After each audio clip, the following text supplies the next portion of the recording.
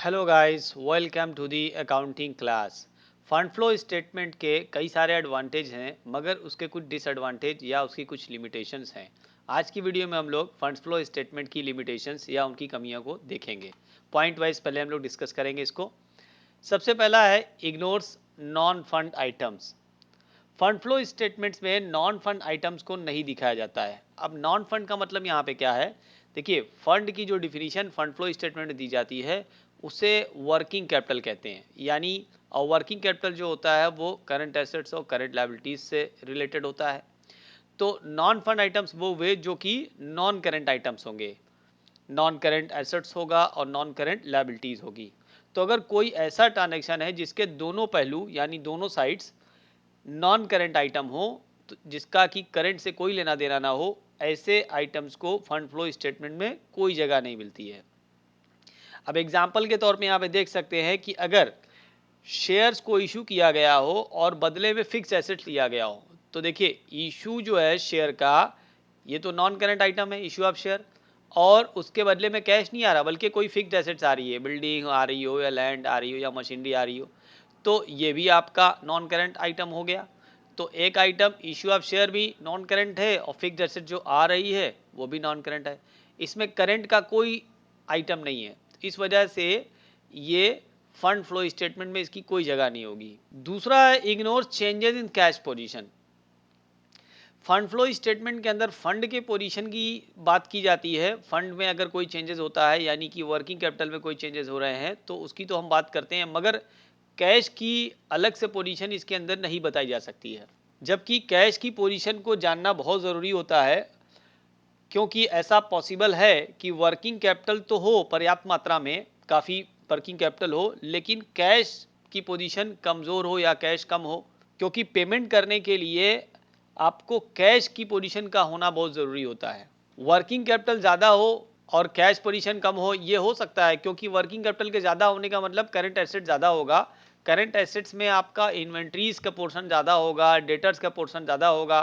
तो इन्वेंट्रीज या डेटर्स के होने से वर्किंग कैपिटल तो बढ़ जाएगी क्योंकि करंट एसेट बढ़ जाएगी, मगर इन्वेंट्रीज और डेटर के बेस पर आप पेमेंट नहीं कर पाएंगे। तो पेमेंट करने के लिए कैश की पोजीशन को स्ट्रांग होना चाहिए, और फंड फ्लो स्टेटमेंट में कैश की पोजीशन पता ही नहीं चलती है। यही वजह है कि फंड फ्लो स्टेटमेंट अकेले अपने आप में सारी बातें नहीं बता सकता।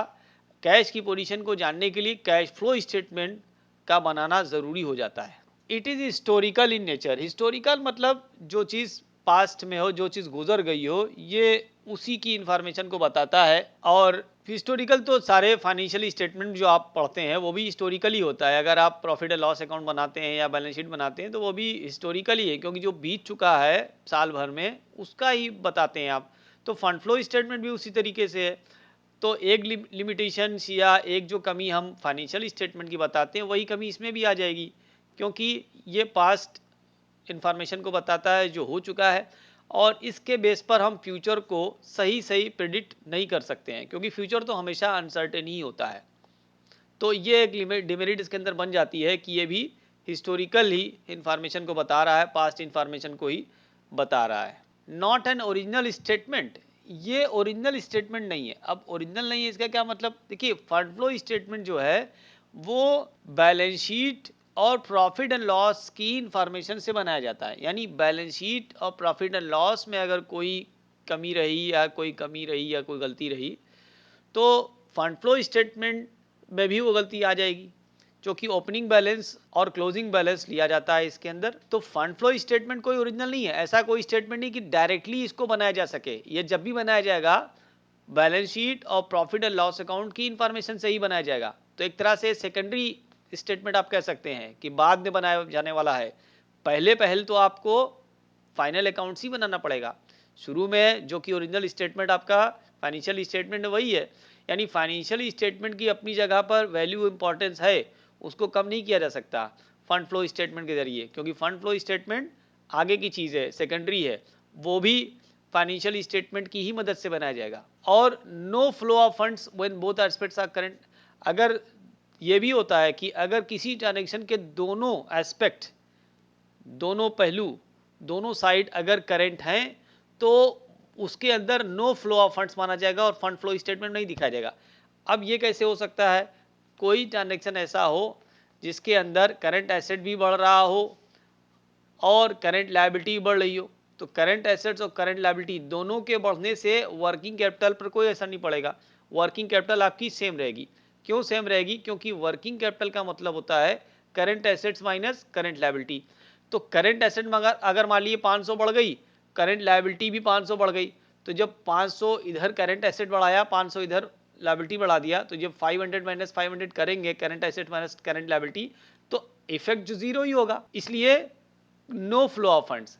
फ्लो ऑफ फंड्स तभी होगा कि जब भी कभी एसेट्स और लायबिलिटी में कोई चेंजेस हो और उसके चेंज की वजह से सर इधर कोई बैलेंस आ रहा हो, जीरो से कम या ज़्यादा आ रहा हो, तभी जा करके वो फ्लो ऑफ फंड्स होगा।